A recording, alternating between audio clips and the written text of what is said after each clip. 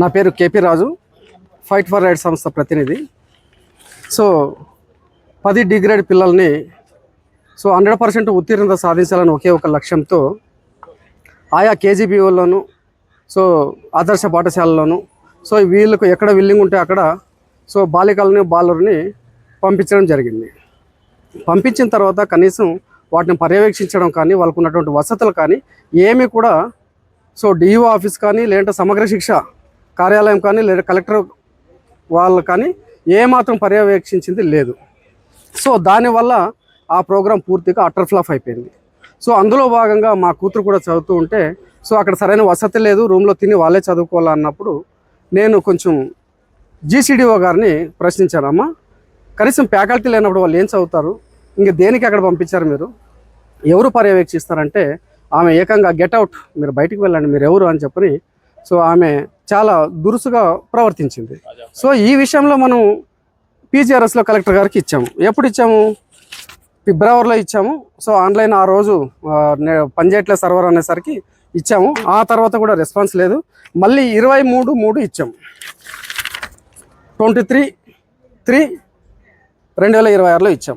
కానీ ఇప్పటి వరకు ఈ అధికారి మీద ఎలాంటి విచారణ కూడా చేయట్లేదు. మరి ఎందుకు కలెక్టర్ అధికారులకు అమ్ముడుపోతున్నాడు? కలెక్టర్ యొక్క విధులేంటి, బాధ్యతలేంటి? మీ యొక్క అసమర్థత పాలన వలన కింది స్థాయి అధికారులకు భయము భక్తి లేకుండా పోతుంది. మరి ఈ సమస్య నేటికి పరిష్కారం కాలేదంటే ఏం దాని అర్థం? అయ్యా కలెక్టర్ గారు, నేను మీకు హెచ్చరిస్తూ ఉన్నా, నేను ఒక పిటిషనర్నే కాదు, నీకు జీతం ఇచ్చే ఓనర్ను కూడా నేను కట్టే ట్యాక్స్తో నువ్వు జీతం తీసుకుంటున్నావు. అర్థమవుతుందా నీకు? ఇప్పటికైనా అక్కడున్న పోలీసులు మెడబట్టి బయటకు నూకే ప్రయత్నం చేశారు. పోలీసులు మీకు కూడా హెచ్చరిస్తూ ఉన్నా, మీ బాధ్యతలు ఏంటి తెలుసుకోండి. పిటిషనర్ యొక్క హక్కుల్ని హరిస్తే ప్రణాళికలు మరోలా ఉంటాయని చెప్పని పోలీస్ శాఖకు హెచ్చరిస్తూ ఉన్నా. ఏంటి మీ బాధ్యతలు? మీరు చేసే పని ఏంటి? పిటిషనర్కి న్యాయం చేయలేదన్నప్పుడు ఈ పీజీఆర్ఎస్ దేనికి? మీరు చేస్తే పని చేయండి, లేదంటే రీజన్ నుంచి బయటికి వెళ్ళండి. ఆ అర్హత హక్కులు ఉన్నటువంటి పౌరులు.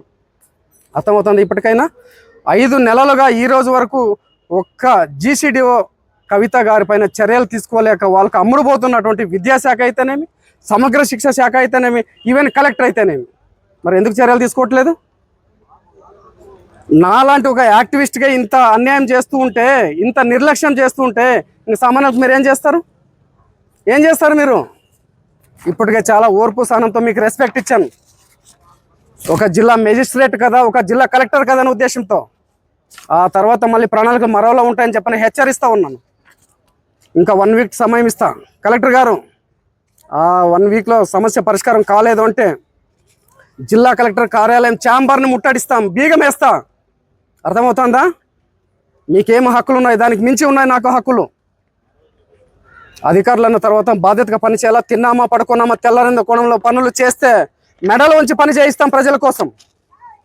అర్థమవుతుందా? ఇప్పటికైనా గ్రహించండి. జిల్లాలో పనిచేస్తున్నటువంటి అన్ని శాఖలు కూడా అంతే. కలెక్టర్ గారు పట్టించుకోవట్లేదు, కింది స్థాయి అధికారులు పట్టించుకోవట్లేదు. ఇక ఆర్టీఐ విషయానికి వస్తే కనీసం కలెక్టర్ గారు, డిఆర్ఓ గారు పర్యవేక్షించాల. ఒక కార్యాలయాన్ని కూడా పర్యవేక్షించేది లేదు. నిద్రావస్థలో ఉన్నారు వీళ్ళిద్దరు. నేను 20 కంప్లైంట్లు చేశా ఇప్పటికీ. అయ్యా 20 సంవత్సరాలైంది చట్టం వచ్చి ఈ రోజుకు కూడా బోర్డులు లేవు, మీరు ఏం పర్యవేక్షిస్తున్నారని చెప్పి అంటే ఆర్టీఐ పెడితే ఆర్టీఐలో కూడా రెస్పాన్స్ లేదు. ఇంకా దేనికయ్యా ఇంకా వ్యవస్థ? దేనికి వ్యవస్థ?